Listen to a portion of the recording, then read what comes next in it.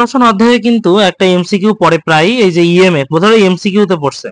তো এমসিকিউ তে পড়লে আমরা খুব সহজে যেটা করতে পারি, হ্যাঁ, আমরা যদি ওই যে মানে বিক্রিয়া না লিখে, মনে করো কেউ বিক্রিয়া ওইটা বুঝে না, ঠিকঠাক ভাবে বুঝতেও পারতেছে না কোনটা পজিটিভ হবে বা কোনটা অ্যানোডে বসাবে ক্যাথোডে বসাবে, অনেকে মনে করে পারে না, তারাও কিভাবে অ্যান্সার লিখতে পারে এটা সেটা আমরা একটু দেখতে পারি।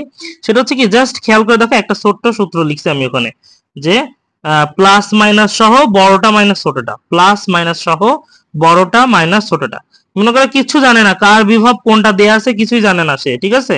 মনে করে এখানে যে মানটা দেয়া থাকবে, আমরা জানি কোশ্চেনের প্যাটার্নটা হলো এরকম, ঠিক আছে। আমি এখন 23 নম্বরটা নিয়ে কথা বলতেছি।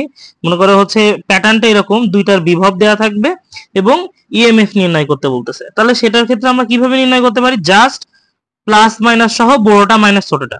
এখন খেয়াল করে দেখো, প্লাস মাইনাস সহ বলতেছি এখানে দেখো প্লাস 76.76 আছে আর আছে মাইনাস 0.80, তাহলে এটা হিসেবে যদি তুলনা করি অবশ্যই কিন্তু প্লাস 0.76 এইটা কিন্তু বড়, তাই না? তাহলে এটা কিন্তু বড়, আর ছোট তুলনামূলকভাবে কিন্তু ওই যে মাইনাস 0.80, তাই না?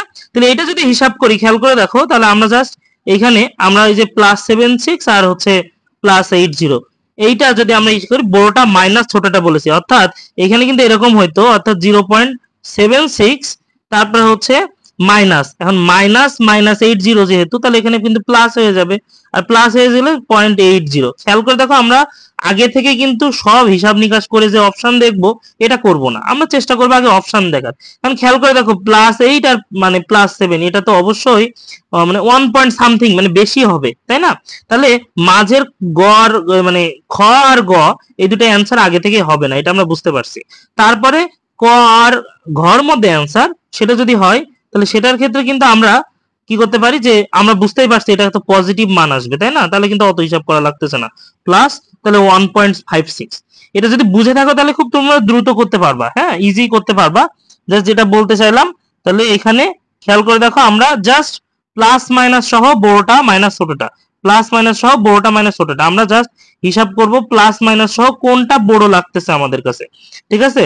তাহলে এইভাবে যদি আমরা কয়েকটা কিন্তু নিচের দিকেও যদি আমরা কয়েকটা করি, এখানে আরো কয়েকটা এমসিকিউ আছে সেটা যদি করি, এখানে ধরো 53 নম্বরটা আমরা একটু যদি দেখি, 53 নম্বরটা এখানে খেয়াল করে দেখো, 53 নম্বরটা এখানে কিন্তু +30 আছে, আর আবার প্লাস মানে 2.30 আছে। তাহলে কি করবো, আমি বলেছি কিছুই দরকার নাই বড়টা মাইনাস ছোটটা, তুমি জাস্ট হলো 2.30 থেকে যদি আমি 0.34 বিয়োগ দিই, তাহলে মানটা কিসে আসবে, অপশন খেয়াল করে দেখো, অপশন অবশ্যই বেশি হয়ে যাবে না, অর্থাৎ গ আর ঘ আগে থেকে বাতিল, অ্যান্সার হবে ক আর খর মধ্যে। তাহলে ক আর খর মধ্যে আমি তো দেখতেছি এখানে বড় জিনিস থেকে আমি ছোট জিনিস বিয়োগ দিচ্ছি, অর্থাৎ এখানে মাইনাস আসার কোনো সুযোগ নাই, তাহলে আমি শুধুমাত্র খ দাগে অ্যান্সার হবে। আশা করি বুঝতে পারছো বিষয়টা, জাস্ট অপশনটা তোমার এখানে চালাকি করে ধরতে হবে, এটা অনলি এমসিকিউ এর জন্য খুব দ্রুত অ্যান্সার করা যায় এটা দিয়ে, ঠিক আছে।